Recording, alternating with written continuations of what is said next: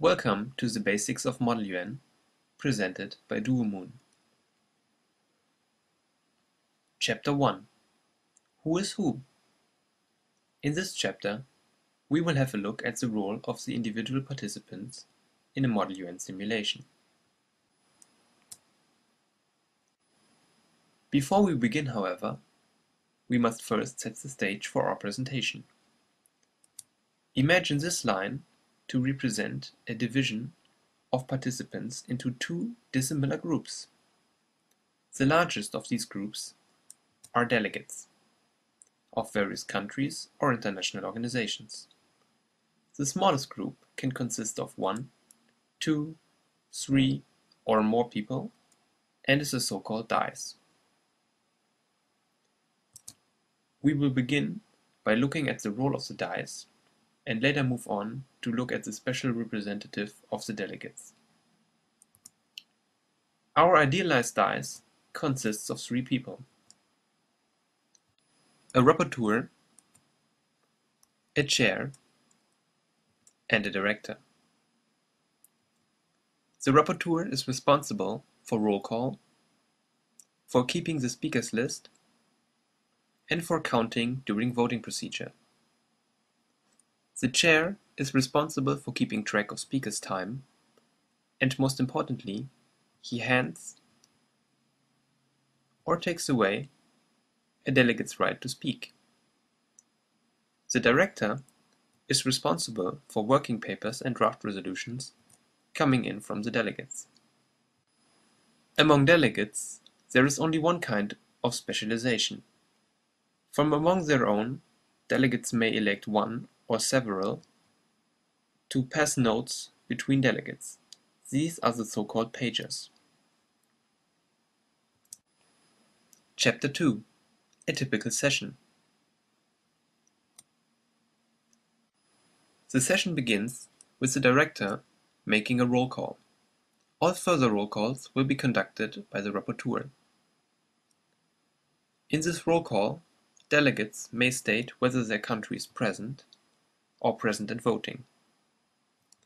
Should they announce themselves as present and voting, they cannot abstain from substantial matters.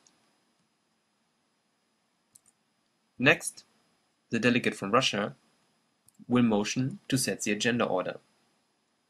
As this is in order at this time, delegates can now vote upon it. Delegates may either vote in favor or opposed, depending on their preference. As this is a procedural vote, they may not abstain. This motion clearly passes. A speakers list is then established for the new topic. This is done by member states submitting their name to the rapporteur, who compiles them into a list and puts this list up for everyone to see. The chair will then hand the right to speak to the various countries in order of the speakers list. A country is then removed from the speakers list. However, Austria will be out of luck this time, as Russia motions for a caucus. The director approves of this motion, and therefore it is now being voted upon. Austria is obviously opposed, while the rest of the committee appears to be in favor. This motion clearly passes. We are now in an unmoderated caucus. Delegates are able to walk around freely or leave the room. They may talk to one another for negotiations or have a cup of coffee. After the amount of time specified in the motion has elapsed, we will return to formal session. We are now back in formal session. During the unmoderated caucus, 2 working papers were produced, which are now being sent to the director. The director will check them for style and grammar and send them back if they are insufficient. Should they meet the requirements, the director may approve of them. Luckily, one of the working papers has found the approval of the director. It is now being introduced as working paper 1.1 and distributed to all participants. Usually, we would now continue with the general speakers list.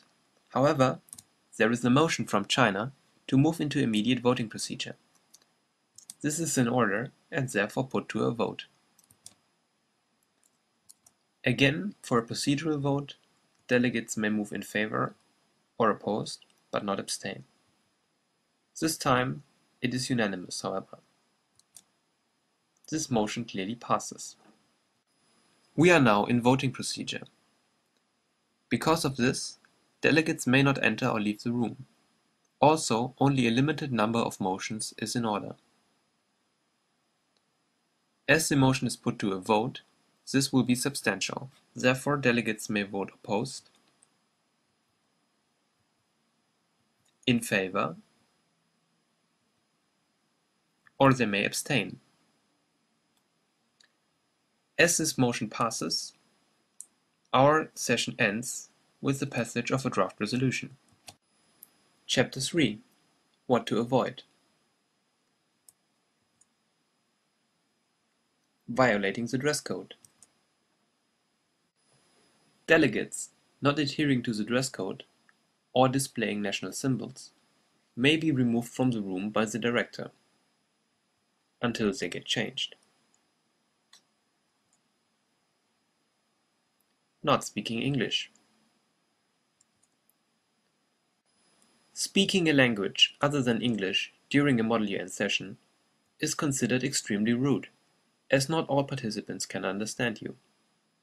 We therefore ask you to refrain from such behavior. Interrupting other speakers. When a delegate holds the floor, it is considered extremely impolite to interrupt him with a speech, a motion, or a point. Please refrain from doing so. Entering or leaving during voting procedure. It is, under no circumstance, short of a medical emergency, allowed to enter or leave the room during voting procedure, regardless of the reasons. Disrespectful behavior. Insulting members of other delegations or getting into fights is considered extremely undiplomatic.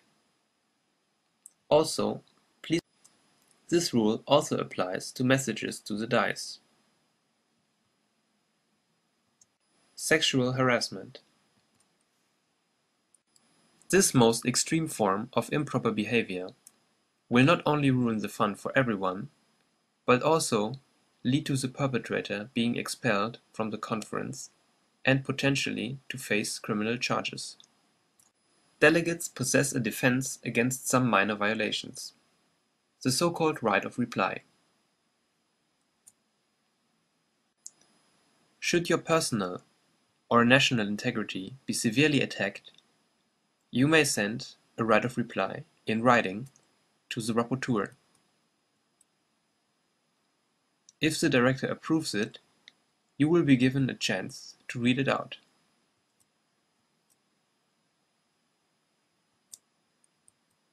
Thank you for watching.